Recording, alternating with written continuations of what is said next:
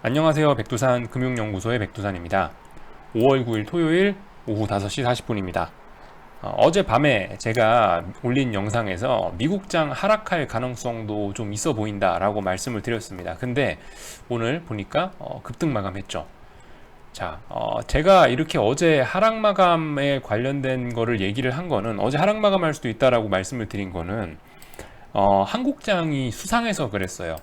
한국장 같은 경우 코스닥이 전고점을 돌파했는데 모양이 수상쩍고 지수가 오르는데 삼성전자는 보합밖에 안 되고 뭐 환율이 이렇게 아래 꼬리 달고 올라오고 뭐 이런 모습들을 보니까 한국이 오버슈팅일 가능성이 높다.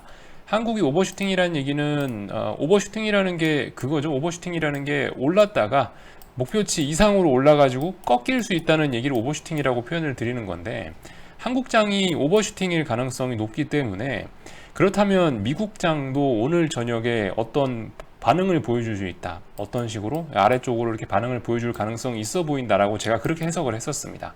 자, 근데 오늘 아침에 일어나 보니까 많이 올라서 마감해 있죠. 자, 이제 좀 얘기를 좀 해드려 보겠습니다. 결론은 일단은 한국장 오버슈팅 이런 의견을 바꿀 생각은 없고요. 어제 미국이 올랐다고 해서 야, 그럼 한국 오버슈팅 아니잖아. 한국 정상적인 상승이야. 아직 그렇게 볼 수는 없고. 그리고 미국장 S&P가 제가 봤을 땐 오버슈팅인 것 같습니다. 어제 저녁에 미국장 S&P가 오버슈팅인 것 같다라는 얘기. 자, 왜 그런지에 관해서 조금 이야기를 해보겠습니다. 결론은 방금 말씀드렸고, 자, 그 어떤 변곡에는 두 가지 정도의 모양이 있을 거예요. 뭐 물론 분류하기 따라 다르지만은 한 가지는 조용한 변곡. 그러니까 무슨 얘기냐면 막 올랐어요. 막 오르다가 옆으로 비리비리비리비리 박스권 기다가 슬슬슬슬 빠지는 거. 조용한 변곡, 그죠? 그리고 두 번째는 요란한 변곡이 있겠습니다.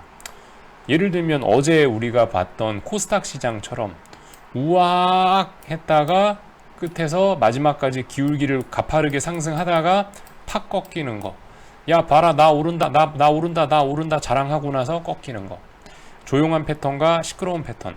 저는 미국이 조용한 패턴이 아닐까라고 생각을 해서 어제 그래서 이거 하락할 수도 있겠다. 미국 조용히 하락할 수도 있지 않을까라는 생각을 해서 1번이라고 생각을 해서 저는 말씀드렸는데 미국도 어제 봤을 때는 제가 봤을 때 2번 패턴으로 가는 것 같아요.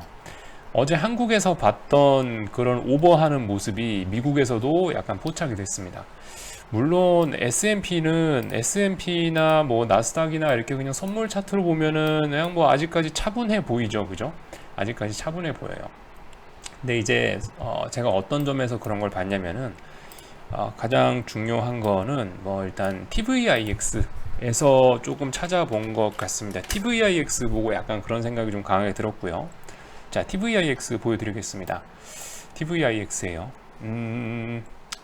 제가 지금까지 TVIX가 괜찮아 보인다라고 말씀을 드렸던 자리가 지금까지 이번 하락, 이번 상승장에서 이번 반등장에서 말씀드린 게 이 자리, 그리고 요 자리, 그리고 아마 오늘일 거예요. 이거는 제가 봤을 때 약간 언더슈팅으로 보입니다. 솔직히 이거 왜 언더슈팅이냐라고 설명을 해봐라 라고 하면 잘 못하겠어요. 이거를 뭐라고 설명을 해드려야 될지 모르겠었습니다. 근데 일단은 언더슈팅일 가능성이 높은 것 같아요. 왜냐면은요, 보통, 자, 여기가 저점이죠. 4월 29일 날 여기 음봉 나온 자리가 있습니다. 4월 29일 날 이 자리가, 어떤 지지선이지 않겠습니까? 그죠? 여러분들 기술적 분석 다 아시잖아요. 전 저점은 뭐예요? 강력한 어떤 지지력이 있는 자리죠. 전저점 음봉이 나왔던 뭐 시초가 자리나 뭐 어쨌든 이런 그 저가나 이런 자리는 이 아래쪽에서 나온 음봉 이런 자리는 굉장히 어떤 그 지지력으로서의 효과가 나타날 수가 있습니다. 그러니까 이 자리 무거운 자리예요. 상당히 무거운 자리인데 자, 이런 자리에서는 뭐다? 약간 격전이 일어나야 됩니다. 난리가 나야 돼요. 이런 자리를 붕괴시킬 땐 뭔가 난리가 나야 되는데 그러니까 이런 자리는 쉽게 말해 에너지가 굉장히 많이 드는 자리입니다. 자, 예를 들어서 자, 이런 자리에서 세력이 아래쪽으로 떨어뜨리는 거하고 이런 자리에서 세력이 아래쪽으로 이걸 떨어뜨리는 거는 그 굉장히 많은 그 에너지의 차이가 있습니다. 이런 자리에서는 살짝만 톡 밀어도 줄줄줄 흘러내릴 수 있는 반면에 이렇게 전 저점을 박살내는 이런 자리는 제법 많은 돈과 힘과 노력이 소모가 되게 됩니다.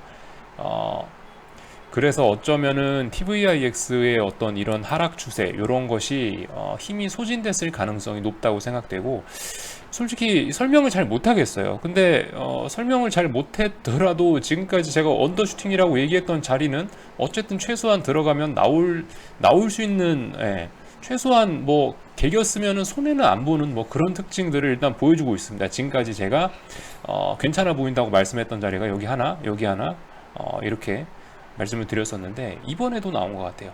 여기도 사실 굉장히 지지력이 있는 자리인데 아마 제가 봤을 때 이거 여기서 사신 분들 분명히 수익 내고 나오실 수 있는 기회를 줄 겁니다. 얼마나 오를지 모르겠지만 최소 여기 사신 분은 제 생각에는 아마 최소 본전은 치실 수 있을 것 같습니다. 자, 아무튼 간에 그래서 이거 언더슈팅으로 보입니다. 자, 이게 언더슈팅으로 보인다는 얘기는 어떤 조만간 이렇게 올라온다라는 얘기로, 그죠? 얘기겠죠. 네, 그래서 TVIX가 이런 모습이고, 반대쪽을 볼게요. 반대쪽 SVXY입니다. 자, SVXY 여기 4월 14일, 여기 4월 29일. 이거 전고점이라서 굉장히 힘겹고 무거운 자리죠, 그죠? 굉장히 힘겹고 무거운 어떤 격전지입니다. 여기서도 굉장히 많이 싸워야 돼요. 매수매도 세력이 굉장히 많이 싸워야 되는 중요한 자리입니다. 여기를 어제 갭상승 출발해서 거래량도 별로 없이 슥 올라갔다. 이것도 솔직히 별로 그렇게 좋은 모습은 아닌 것 같아요. 더군다나 얘도 뭐다, 기울기가 쓱 이렇게 지금 기울기가 약간 좀 위로 많이 치솟는 이런 모습 나오고 있죠. 이런 식으로 이런 중요한 저항 자리를 이렇게 중요한 저항 자리를 이렇게 돌파할 수가 있나요? 어떤 호재가 있다면은 가능할 것 같아요. 근데 글쎄요, 어제 실업률이 뭐 14% 이렇게 나왔는데, 물론 뭐 예상치보다는 좋았으니까 서프라이즈다라고 할 수 있는데, 이런 걸 가지고 이런 무거운 전고점 자리를 이렇게 돌파할 수 있는지는 전 개인적으로 좀 의문입니다. 그래서 약간 좀 이거는 오버슈팅인 것 같다. 어쨌든 이 SVXY 같은 이런 거, 이 무거운 저항이거든요. 여기 무거운 저항인데, 무거운 저항 같은 경우는 무거운 저항 돌파할 거다. 그럼 어떻게 해야 되겠어요? 이게 제일 정석적입니다. 밑에서 매물에 대한 소화를 충분히 해야 돼요. 며칠 동안 여기서 놀다가 그 다음에 뭐 여기 소화 다 됐으면 갭으로 넘어가든가, 아니면 양봉으로 장중에 이렇게 거래량 많이 띄우면서 넘어가야 되는 게 기본입니다. 근데 이거를, 이런 자리를 마치 한국 코스닥 시장처럼 이거를 이렇게 쭉 저항선에다 대고 상승의 기울기를 가파르게, 상승의 에너지를 소진시키면서 이렇게 올라야 되나? 이게 과연 앞으로 더 오르겠다는 얘기인가, 저는 약간 의심이 들어요. TVIX도 그래서 같은 의미고요. S&P 지수도 뭐 그렇습니다. S&P 지수도 어때요? 여기 음봉 자리가 굉장히 중요한 자리입니다. 여기 4월 30일 날 나왔던 음봉 자리. 자, 요날 요 음봉의 스타트 지점, 요 음봉의 시초가가 어떤 자리인가요? 4월 29일 날 갭 하락해서 밀어버렸던 중요한 저항입니다. 여기가 굉장히 어떤 크리티컬한, 여기 굉장히 강력한 저항 자리인데요. 근데 이거를 여기도 매물 되게 많거든요. 근데 이거를 어제 S&P 거래량을 오히려 더 가장 줄이면서, 최근 몇 주간 S&P 거래량 보시면은 S&P 500 지수 거래량 중에 가장 작습니다. 오히려 이런 자리에선 매도가 쏟아져 나오면서 어떤 치열하게 무슨 일이 벌어져야 되는 자리인데, 거래량 줄이면서 정고점에 이렇게 갭상승으로 상승의 기울기를 더 가파르게 하면서 이렇게 하는 거는 저는 뭔가 어떤 의도가 있어서 이렇게 한다고 생각을 합니다. 뭐 더 오르려고 하는 의도는 아닌 것 같다라는 생각이에요. 그래서 지금 뭐 나스닥은 솔직히 잘 모르겠어요. 나스닥 같은 경우는 뭐 이미 뭐 어떤 저항 이런 게 사실 뭐 그렇게 크게 없어가지고, 굳이 어떤 저항이 있다고 한다면 지금 여기 중요한 갭자리죠. 여기 중요한 갭자리가 남아 있긴 합니다. 여기가 사실 상당히 큰 저항이긴 해요. 원래 이렇게 갭으로 만들어 놓은 자리는 이거를 뭐 딱 요선에 맞춰 갖고 딱 여기 이 갭 라인 시초가에 맞춰 가지고 이렇게 막 정확하게 저항을 받고 그런 모습은 보통 잘 없는 것 같더라고요. 툭툭툭툭툭툭 튀면서 이렇게 움직이기도 합니다. 어쨌든 나스닥은 솔직히 뭐 나스닥 보고는 제가 뭐 어떤 이거는 뭐 오버슈팅이다 이런 얘기는 솔직히 잘 모르겠어요. TVIX나 SVXY나 S&P 지수를 보고는 약간 오버슈팅이다 언더슈팅이다 이런 얘기를 할 수 있을 것 같은데 솔직히 나스닥은 저도 잘 모르겠습니다. 근데 일단은 S&P가 만약에 내려온다면은 나스닥도 충분히 같이 내려오겠죠. 시장의 분위기는 같은 시장은 뭐 분위기를 타는 거니까 한 놈이 내려오면 한 놈은 뭐 그죠. 한 놈 내려온다면 분명히 다른 놈도 같이 내려갈 겁니다. 자, 아무튼 그래서 S&P의 오버슈팅 가능성을 말씀드렸고 이로 인해서 한국장 어떻게 될까요? 월요일날 아마 우리 개인들의 심리를 조금 생각을 해보자면 아마 이럴 것 같아요. 와, 코스닥 전고점 돌파했네. 외국인도 들어왔어. 외국인도 무려 450억 들어왔어. 많지는 않지만 들어왔어. 그리고 어제 보자. 우리 선물도 여기 이거 고점 이거 잘하면 돌파하겠는데 분위기가 굉장히 좋다. 그죠? 이렇게 생각을 하겠죠. 일단 금요일날 약간 희망 찼습니다. 금요일날 시장 분위기 굉장히 좋았잖아요. 하루 종일 많이 오르면서. 자, 그래서 고민하고 있어요. 야, 이거 전고점 넘었는데 코스닥 같은 거 특히 전고점 넘었는데 전고점 넘었으면 무조건 따라 들어가야겠지? 라고 이제 두근두근 하면서 이제 밤에 미국을 봤을 겁니다. 야, 밤에 미국 보니까 상승하네. 밤에 미국 보니까 상승하네. 또 오르네. 제 생각에는 아마 이럴 것 같아요. 어젯밤에 이 미국의 상승이 이제 개인들한테 이제 코스피에 대한 어떤 환상적인 믿음을 심어주는 어떤 원동력이 되지 않았나라는 생각이 들어요. 어제 미국이 하락했으면 또 모르죠. 어제 미국이 하락했으면 월요일날 사람들이 또 의심하면서 개인들의 매수세가 약해질 수도 있겠습니다만, 근데 어제 미국이 특히 나스닥 같은 경우는 보세요. 나스닥은 뭐 미쳤잖아요, 그죠? 이런 거 보고 야, 이제 걱정 없어. 이제 안심이야. 이제는 코로나 끝났구나. 이제 무조건 오르는 거야. 라고 어떤 확증 편향을 주기 딱 좋은 그런 게 아닌가라고 생각이 듭니다. 어제 미국장의 양봉은 제가 봤을 때는 그렇지 않을까 싶어요. 어제 나온 양봉을 보고 월요일 날에 대한 기대를 가지시는 개인분들이 상당히 많을 것 같고, 반대쪽에 뭐 풋옵션이나 인버스를 잡으신 분들은 속된 말로 월요일 날 또 뒤졌네. 아우, 이거 팔고 레버리지 따라가야 되는 거 아니야? 이렇게 생각하는 분들이 아마 상당히 많으실 겁니다. 세상이 이렇게 딱 보이는 대로만 움직이지는 않을 거예요. 그죠? 주식시장 특히 어떻게든 그 밑장 빼기를 하려고 하고 남을 속여 먹으려고 하는 그런 게 있기 때문에 모두가 지금 이제 기뻐하고 이럴 때에는 약간 한 번 정도 좀 거꾸로 좀 뒤집어서 생각해 볼 필요가 있지 않나 싶고요. 자, 요거 한 가지만 말씀드리고 마치겠습니다. 어제 미국에서는 그 연준의 마이너스 금리 정책에 관련된 얘기가 나왔거든요. 그게 물론 제 생각에는 안 할 거예요. 제 생각에는 연준에서 파월 의장이 마이너스 금리를 하지는 않을 것 같은데요.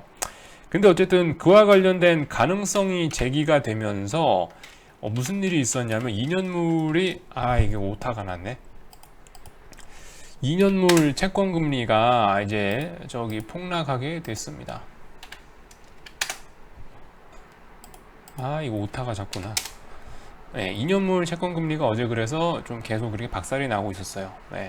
물론 어제 장중엔 좀 올라오긴 했는데 이런 모습이 나오면서 어떻게 됐냐면 지금 장단기 금리 차가 문제가 또 되고 있습니다. 지금 그래서 제가 지금 시장에서 주의해야 되는 부분이 뭐냐라고 물어보시면은 중국, 신흥국 쪽에서 중국, 유럽 쪽에서 이탈리아, 그리고 미국 내에서는 이 채권 시장의 어떤 불안정 같은 것이 이 시장을 아직도 흔들어낼 수 있는 그런 파워를 가지고 있는 요소라고 생각해요. 거기다 더해서 잘 내려오지 않는 달러 인덱스 99.1이네요.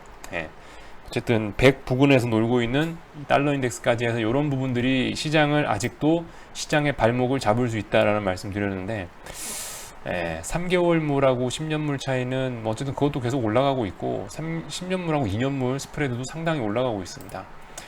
이거는 일단은 불황 때 나타나는 거거든요. 전형적인 불황 때. 자, 이거 월봉인데 이렇게 장단기 금리차가 치솟을 때는 항상 불황이었어요. 불황이었어.